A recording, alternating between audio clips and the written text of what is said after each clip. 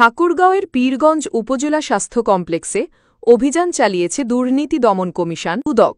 বৃহস্পতিবার ৩১ জুলাই দুপুরে নিম্নমানের খাবার পরিবেশন এবং হাসপাতালে মজুদ ওষুধ রোগীদের না দিয়ে বাইরের দোকান থেকে সংগ্রহে বাধ্য করার অভিযোগে এই অভিযান পরিচালিত হয়। দুদকের সমন্বিত ঠাকুরগাঁও জেলা কার্যালয়ের সহকারী পরিচালক মোহাম্মদ আজমির শরীফ মার্জির নেতৃত্বে এই অভিযান পরিচালিত হয়। ছদ্মবেশে অভিযান শুরু করে তারা হাসপাতালের বিভিন্ন কার্যক্রম পর্যবেক্ষণ করেন এবং ভর্তি রোগীদের সঙ্গে কথা বলেন।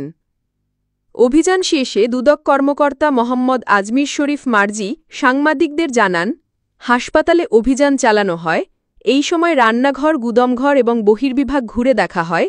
রোগীদের দেওয়া খাবার নিম্নমানের এবং ডায়েট চার্ট অনুযায়ী নয় বলে নিশ্চিত হওয়া গেছে। তিনি আরও জানান, কিছু রোগ নির্ণয়ের যন্ত্রপাতি দীর্ঘদিন ধরে নষ্ট হয়ে থাকায় রোগীদের বাইরের ডায়াগনস্টিক সেন্টারে গিয়ে বেশি খরচে পরীক্ষা করাতে হচ্ছে। এ বিষয়ে বিস্তারিত তদন্ত করে সংশ্লিষ্ট দফতরে প্রয়োজনীয় ব্যবস্থা নিতে পত্র পাঠানো হবে। অভিযানে দুদকের অন্যান্য কর্মকর্তারাও উপস্থিত ছিলেন। মূলত দুর্নীতি দমন কমিশনের অনুমোদন ক্রমে আজকে আমরা উপজেলা স্বাস্থ্য পরিবার পরিকল্পনা কর্মকর্তার কার্যালয়ে অর্থাৎ উপজেলা স্বাস্থ্য কমপ্লেক্সে আমরা একটি এনফোর্সমেন্ট অভিযান পরিচালনা করি। আমাদের কাছে বেশ কিছু সুনির্দিষ্ট অভিযোগ ছিল, সেই অভিযোগের প্রেক্ষিতে আজকে আমরা এখানে অভিযানটি পরিচালনা করলাম। তো আমি সংক্ষেপে আপনাদের একটু কি আমরা অ্যানোমালিস এখানে পেয়েছি এবং কি অভিযোগ ছিল সেটা আমি একটু বর্ণনা করতে চাই। মূলত এখানে প্রধান যে অভিযোগটা ছিল, এখানে এক্স-রে মেশিন সেটা দীর্ঘদিন থেকে এখানে অপারেটর না থাকার কারণে এটি অকেজো হয়ে পড়ে আছে। সরকারি টাকায় যে এত দামি একটা মেশিন এখানে কেনা হয়েছে, এটি নষ্ট হয়ে যাওয়ার সম্মুখীন হয়েছে আজকে, এবং এর ফলে এখানে যারা স্বাস্থ্য বিষয়ক যারা সেবা নিতে আসছে রোগীরা, তারা এখানে সেই পরীক্ষাটি না করাতে পেরে বাইরে বেশি টাকা দিয়ে তাদের পরীক্ষা করাতে হচ্ছে। এটা একটা অভিযোগ ছিল।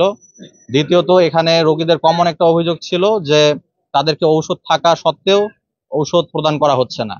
তো আমরা এই ব্যাপারে এখানে যে ফার্মাসিস্ট রয়েছে ওনার রেজিস্টার চেক করেছি এবং আমরা দেখেছি যে উনি বেশ কিছু এখানে অ্যানোমালিজ রয়েছে। যেমন 2 মাস যাবৎ উনি ওনার যে রেজিস্টারটি সেটি আপডেট করছে না। 2 মাস যাবৎ উনি কি ওষুধ দিচ্ছে, কতগুলো ওষুধ আর ওনার কাছে স্টকে থাকছেন, এটার কোনো ওনার কাছে কোনো সুনির্দিষ্ট কোনো তালিকা বা তথ্য নেই ওনার কাছে। তো আমরা ভাবছি যে এখানে একটি বেশ বড় অনিয়ম রয়েছে এবং আমরা ওনাকে শোকজ করার জন্য সুপারিশ করেছি। ওনার শোকজের জবাব পাওয়ার পরে সেই মোতাবেক আমরা কমিশনে আমাদের সুপারিশ প্রেরণ করব।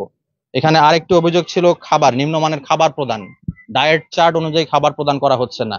আমরা এখানে র্যান্ডমলি 5 পিস আজকে দেখলাম ব্রয়লার মুরগির মাংস এখানে দেওয়া হচ্ছে। আমরা 5 পিস মাংস পরিমাপ করেছি, সেখানে পরিমাণে পাওয়া গেছে 257 গ্রাম, কিন্তু ডায়েট চার্ট অনুযায়ী 5 পিস মাংসের ওজন হওয়া উচিত ছিল 610 গ্রাম, অর্থাৎ অর্ধেকেরও কম মাংস এখানে প্রদান করা হচ্ছে। তো আমরা ঠিকাদারের চুক্তি বাতিল এবং তাকে কেন কালো তালিকাভুক্ত করা হবে না এই মর্মে একটি শোকজ লেটার আমরা প্রদানের জন্য তাদেরকে সুপারিশ করেছি, এবং শোকজ যে করবে শোকজের জবাব পাওয়ার পরে আমরা কমিশনে এই ব্যাপারে আমাদের সুপারিশটা প্রেরণ করব। এখানে আরো কিছু পরিষ্কার পরিচ্ছন্নতা নিয়ে বেশ কিছু অনিয়ম ছিল।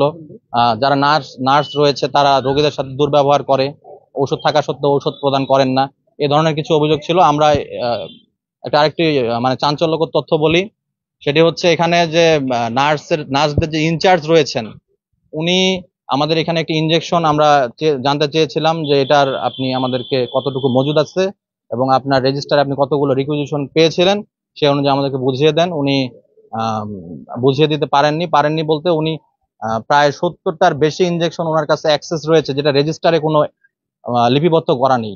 তো আমরা ওনাকে শোকজ করার জন্য বলেছি যে কেন এই 70টা ইনজেকশনের কোনো লিখিত বা ডকুমেন্টে কেন নেই, এটার জবাব উনি দিবে। জবাব পাওয়ার সাপেক্ষে আমরা কমিশনে আমাদের দুদকের যে সুপারিশ এনফোর্সমেন্ট টিমের সেটা প্রেরণ করব। মূলত এই ছিল আজকের কিছু কমন অভিযোগের বিষয়। আমরা